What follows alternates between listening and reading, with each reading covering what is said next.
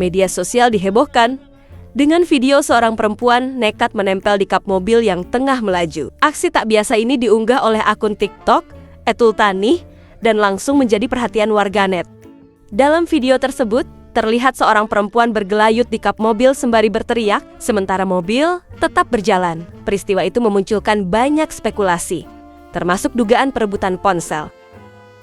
Menurut pengakuannya, salah satu akun bernama Temira mengaku dirinya berada di dalam mobil. Temira menyebut perempuan tersebut diduga memanfaatkan situasi tukar-menukar HP untuk bertemu kembali dengan sang mantan. Bahkan disebutkan, perempuan itu sempat menghubungi ibu dari sang mantan dan mengaku HP-nya dibawa.